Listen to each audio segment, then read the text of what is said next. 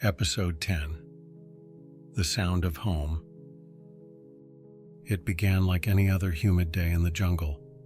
Hot, sticky, silent, and stretched thin by tension. We'd just finished digging shallow foxholes when the old camp radio crackled to life. Normally, it was just static. A faint hiss in the background. But today, something different cut through. A song. At first it was just a hum. Then, clearer. Music.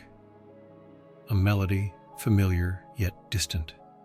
And then came the voice. Smooth. Timeless. Sinatra? Elvis? I couldn't say. But I knew the feeling.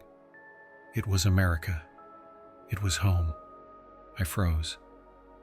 Not from fear, but from something deeper.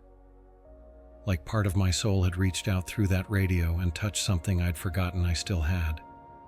I closed my eyes, and just for a second, I wasn't in Vietnam. I was back in the kitchen with my mom. I could smell her pancakes. I could hear my brother arguing with the dog. The fan creaked slowly overhead. Summer air. The sound of safety. Around me, other soldiers looked up too. One guy sat down, helmet in his lap. Another turned his back to us, shoulders trembling. No one said a word. But in that silence, we were all speaking the same language. Memory. The song only played for a minute, maybe two. Then it faded back into the usual hiss. But that was all we needed. That one song reached farther than any bullet ever could. It cut through armor. It reminded us we were still human. War teaches you how to forget, to suppress, to survive, to endure. But sometimes, the smallest thing, a song, a smell, a name, brings it all flooding back. That day, the war didn't end. But it paused, just long enough for us to remember who we were and why we had to make it home.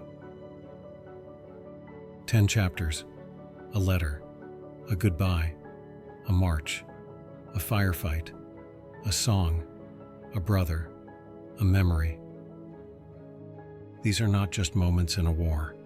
They are pieces of a life, shattered and reassembled under the weight of boots and bullets. Some of us came home, some didn't. But all of us changed, not because of what we saw, but because of what we felt. We felt fear and we didn't run. We felt love and we held on to it. We felt pain and we shared it. We were boys. And somewhere in the jungle, we became men. If you've listened this far, thank you. You've walked with us down memory lane. And maybe now you understand that a soldier's story is not just about war. It's about what makes us human.